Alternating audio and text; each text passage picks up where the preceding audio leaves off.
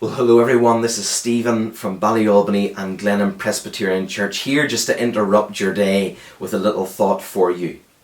And how do you take interruptions? How do you cope with them? Well, that really does depend on what the interruption might be. When we get on with life, we like the interruption of a birthday, depending what age you are. We like the interruption of a wedding, or the news of a birth of a child, or even just going on a holiday.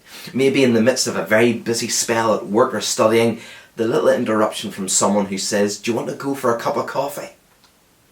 But then there's the interruptions that are not so welcome. Our phone rings and it's one of those dreaded scam callers. Your phone dings and it's an email, but yet it should go to your junk. Or maybe you're watching an intense TV series that has gripped your attention, and just as something important is about to happen, the television adverts come across the screen and you have to wait 3 minutes to then see what's going on in the rest of the story. Maybe your car breaks down on the way to an important meeting or an appointment.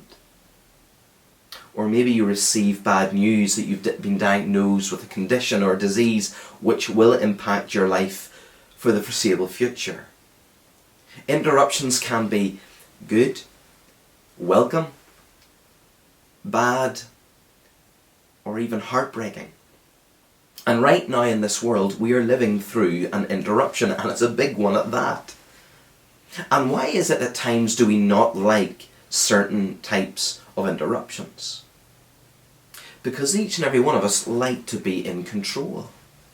And when something gets in the way of our plans or our routine, we feel totally out of control. And right now, everyone feels a sense of lostness, of abandon and frustration because we're not in control of our lives today. And many of us think interruptions get in the way of our real life. And that's why we don't like them. But C.S. Lewis recommends that Christians should stop regarding all the unpleasant things as interruptions of our real life. Because this is what he says. The truth is, of course, that what one calls the interruption are precisely one's real life. The life God is sending one day by day. What one calls one's real life is actually a phantom of one's own imagination. What does C.S. Lewis mean? He's saying that these interruptions is the real life. That what we do each and every day is a phantom of what is real. So right now, for this time, for this season, we're going through this interruption for an incredibly important reason. Interruptions are not obstacles to our own plans. Interruptions are an opportunity for us to embrace God's plan. John Newton, who was a slave trader, who was converted and then became a minister of the Church of England and a preacher of the gospel, he speaks about him doing his daily work, maybe writing letters, writing sermons, doing his ministry duties. And then he said this: "When I hear a knock at my study door," it's not an interruption, "I hear a message from God. It may be a lesson of instruction, perhaps a lesson of patience, but since it's his message, it must be interesting." So during this interruption of our real lives, what is God telling us? I'm going to read a story that Jesus told in Matthew's Gospel. It's a parable. A parable is a heavenly story with an earthly meaning, and he told these stories for us to know his plan of salvation and the kingdom. And he tells one in Matthew chapter 13 of the weeds and of the wheat. I'm going to read from chapter 13 verses 24 to 30, and then the explanation in verses 36 to 43. And this is what Jesus said: "The kingdom of heaven may be compared to a man who sowed good seed in his field. But while his men were sleeping, his enemy came and sowed weeds among the wheat and went away. So when the plants came up and bore grain, then the weeds appeared also. And the servants of the master of the house came and said to him, Master, did you not sow good seed in your field? How then does it have some weeds? He said to them, An enemy came and has done this.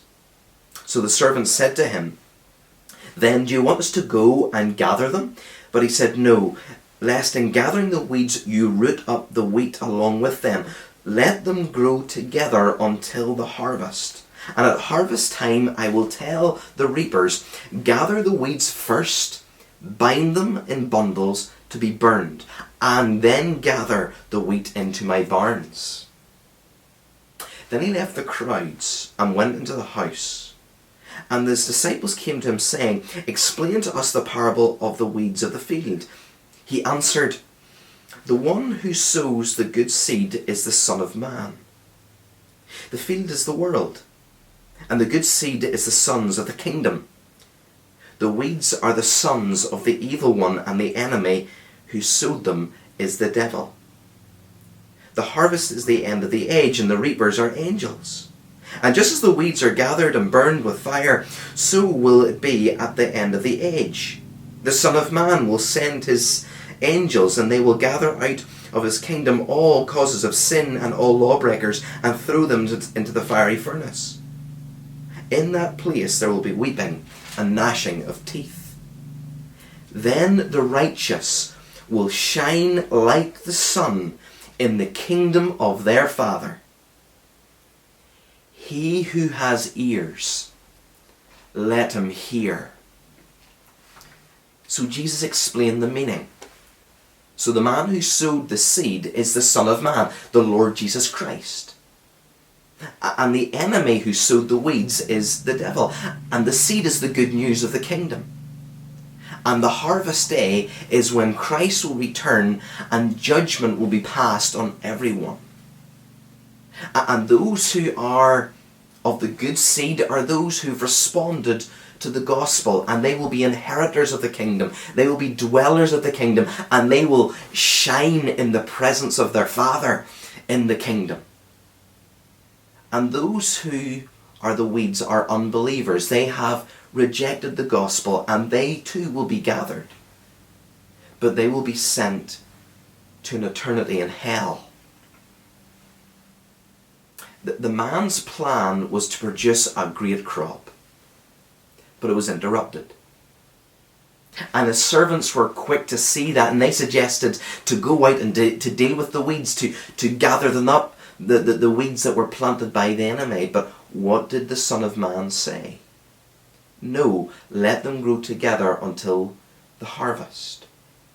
Let the crop grow and allow the weeds to sprout with them. If we take out the weeds, we might take out a good crop. So let them grow together, and what we will see is we will see good, luxurious, healthy crop which will be gathered and will be beneficial. And also we will see what is not good and luxurious. And when that day comes, gather the good crop and bring it in. And when with the weeds, gather them and burn them. And when the day of the harvest comes, it will be clear what is to come in and what is to be cast out. Do you see how Jesus deals with this interruption? How he deals with the schemes of the devil? He allows it to develop. He allows it to grow so that there will be a clear image, there will be a clear divide of what will be inheritors of the kingdom of heaven and what will be assigned to an eternity in hell. Sure, our lives are going through an interruption right now. But ultimately, folks, this interruption is only part of a bigger interruption. Because God created a good and perfect world, yet Satan, through his schemes and through his plans, he deceived our first parents. And our first parents, what did they do? They took control. They were deceived by the lies of Satan, and what happened? Our world, which was good and perfect, was thrown into a cosmic and cataclysmic interruption. God's perfect creation fell into sin, and we have been living in those consequences ever since. But God didn't let this interruption throw him. But at that moment, he unleashed his plan so that the seed of the good news of the gospel would spread. That seed will take root into people's hearts and lives to produce a people who will belong to him and will one day be brought into his presence.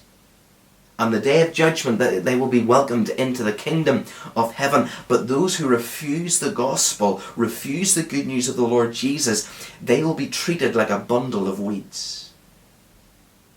Folks, this interruption that we're living in right now, it's not getting in the way of our lives. This interruption is serving you and me as a pointer to what really matters in this life. This time, God is teaching us a lesson. He is knocking on our doors, and he is speaking to us in the midst of this interruption so that we can be part of what he is planting when he returns. He wants us to be part of his good crop. So how are you coping with this interruption? Is it proving to you that the gospel has taken root into your life and it's promising you a day that you will shine in the presence of him in the kingdom? Or is it revealing to you that Judgment Day will be something to be feared and dreaded? He who has ears, let him hear.